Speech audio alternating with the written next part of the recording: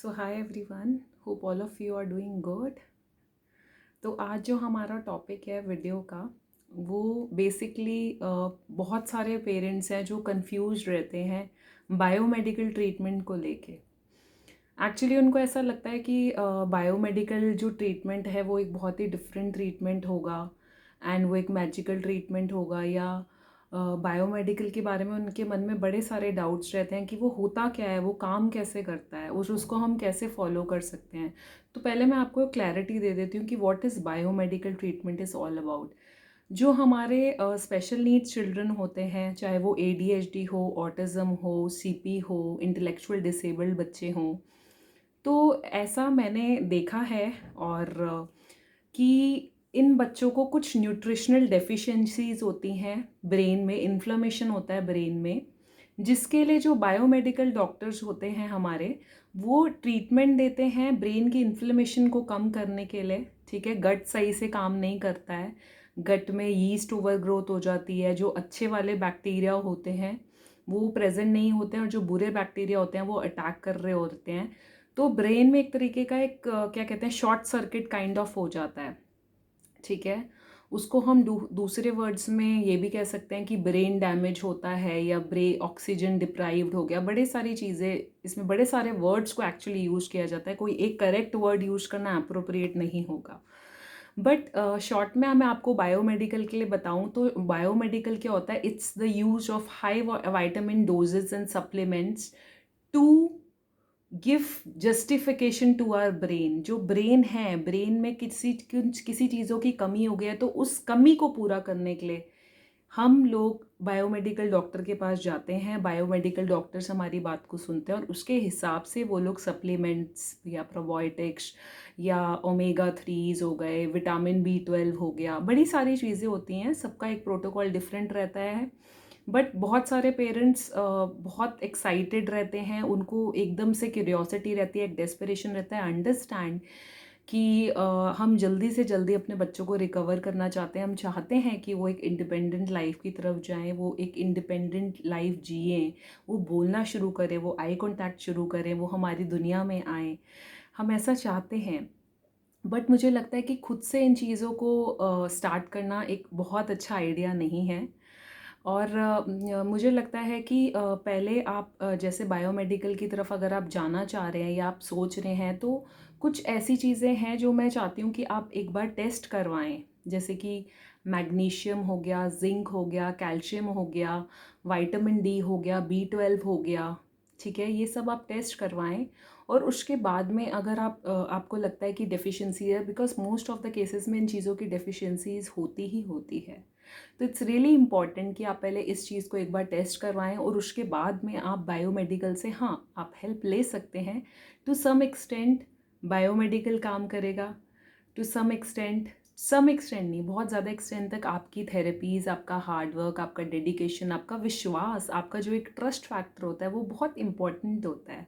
जब हम किसी चीज़ पे ट्रस्ट करते हैं कि नहीं, ये चीज़ काम करेगी, मैं करूँगी तो पक्का करेगी, मैं ट्राई करना चाहती हूँ और मैं इसे करके दिखाऊंगी, तो वो एक ट्रस्ट फैक्टर जो होता है वो आपकी उस चीज़ में एक मैजिकल वर्ड जैसा काम करता है, एक मैजिक जैसा काम करता है।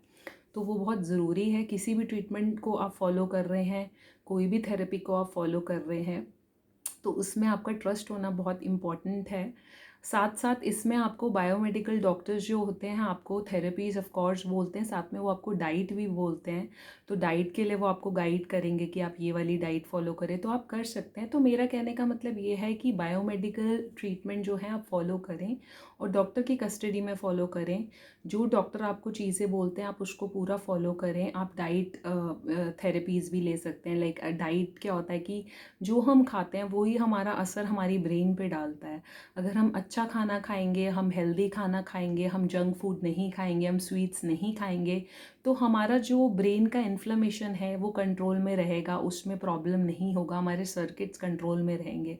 अगर हम ज़्यादा प्रोसेस्ड फूड खाते हैं, शुगर लेते हैं ज़्यादा, या ज़्यादा हम जो मार्केट में पैकेट वाले चिप्स होते हैं, ये सब, इसमें सब में वो रहता है, आपका मेटल रहता है, प्लास्टिक रहता है। तो ये सब चीज़ें हमारी हेल्थ के लिए अच्छी नहीं होती और हमारे जनरल चिल्ड्रन के लिए भी अच्छी नहीं है। उनके लिए भी मैं आपको अवॉइड करने के लिए, जितना हो सके आप fresh food, fresh drinks, juice हो गया, आपका आलमंड मिल्क हो गया। बच्चा अगर एलर्जिक नहीं है तो cow milk is also okay. It depends on situation to situation and person to person, okay. कई बच्चे एलर्जिक होते हैं, उनको प्रॉब्लम होता है, कैसीन से प्रॉब्लम होता है, ग्लूटेन से प्रॉब्लम होता है, तो आप अपना उस हिसाब से प्रोटोकॉल फॉलो। तो जो मैं GFCF डाइट पे भी एक वीडियो बना रही हूँ, जिसमें मैं आपके साथ में सारा कुछ शेयर करने वाली हूँ कि आप क्या क्या ऑप्शंस दे सकते हैं, GFCF डाइट कब आपको शुरू करनी चाहिए, कैसे आप उसमें कंसिस्टेंट रह सकते हैं, कैसे वो आपको हेल्प करती है। तो बायोमेडिकल, जो मेरे पास पेरेंट्स का बहुत सारा एक क्वेरी था कि बायोमेडिकल हेल्पफुल है या नहीं है, करना चाहिए, तो बिल्कुल करना चाहिए। Why should we leave any stone unturned? अगर हमको कोई चीज़ थोड़ा सा भी फ़ायदा देती है, थोड़ा सा भी कुछ हमारे बच्चे के अंदर एक एक फ़र्क आता है, एक डिफरेंस हमें दिखता है, देन वाई नॉट। और कोई नुकसान नहीं है। हम उन डेफिशिएंसीज़ पे काम कर रहे हैं, उन डेफिशिएंसीज़ पे वर्क कर रहे हैं, उन डेफिशिएंसीज़ को हम क्योर कर रहे हैं, और उनको अगर हम सप्लीमेंट्स दे रहे हैं और डॉक्टर की सुपरविजन के अंदर दे रहे हैं, तो मुझे नहीं लगता कि कोई प्रॉब्लम होगी। एंड एज पेरेंट्स हम हमेशा चाहते हैं कि हमारे बच्चों को हम हेल्प करें, तो हमें हर वो मुमकिन कोशिश करनी चाहिए। हर उस रीसेंट स्टडी में आजकल जो साइंस है, टेक्नोलॉजी है, उन्होंने इतना ज़्यादा एडवांस कर लिया चीज़ों को। इतने सारे एक्सक्यूज़ मी, इतने सारे ट्रीटमेंट्स आ गए, इतनी सारी चीज़ें आ गई हैं, तो अगर किसी चीज़ का नुकसान नहीं है, उसका हमको फ़ायदा मिलता है, then why not give it try. Side effect नहीं होना चाहिए। मेरी बात ये हो जाती है कि उस चीज़ का साइड इफ़ेक्ट नहीं होना चाहिए, बट अगर उस चीज़ का हमको थोड़ा सा भी बेनिफिट होता है, तो I think that's good to try enough. There is no problem in trying. तो बड़ी सारी रिसर्चेज है, मैं धीरे धीरे आपके साथ वो सारी चीज़ें शेयर करूँगी, आपको बताऊँगी कि किस तरीके से आप उनको फॉलो कर सकते हैं। तो आई होप मेरा जो ये वीडियो है बायोमेडिकल के ऊपर आपको हेल्पफुल रहा होगा, और आपको कुछ इंसाइट मिली होगी कि आपको फॉलो करना चाहिए। बट ये एक मिरेकलस ट्रीटमेंट नहीं है। आप ये मत सोचिए कि ऑटिज़म इससे चला जाएगा या भाग जाएगा। वो आपकी एफर्ट से भागेगा, ठीक है, वो आपके कंसिस्टेंट हार्डवर्क से भागेगा, और वो आपकी जो आप उसके साथ लगातार एक फोकस रखेंगे, एक पॉजिटिव आउटलुक रखेंगे बच्चे के साथ में, तो वो ऑफ कोर्स वो डिफीट होगा ही, उसको डिफीट होना ही पड़ेगा। बिकॉज जब एक पेरेंट किसी चीज़ को डिटर्मिनेशन के साथ में ठान लेता है कि नहीं मुझे करना है, मैं करके दिखाऊंगा या दिखाऊंगी, व्हाटएवर, तो यार वो होता ही है। Nobody can deny it. और पेरेंट्स में बहुत पावर है। Parents, like I interact to so many parents, और पेरेंट्स इतने ज़्यादा नॉलेजेबल हैं।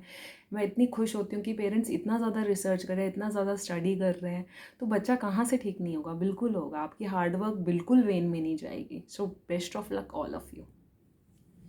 एंड मेरे वीडियो को लाइक एंड सब्सक्राइब ज़रूर करना। आई नो कि मैं थोड़ा लेट कर रही हूँ वीडियोस बनाने में, बट ऑफ कोर्स मैं ट्राई करूँगी, बिकॉज हम सबके शेड्यूल बहुत बिजी है, बट फिर भी मैं I try my level best कि I should make videos, and I will make it. Thank you.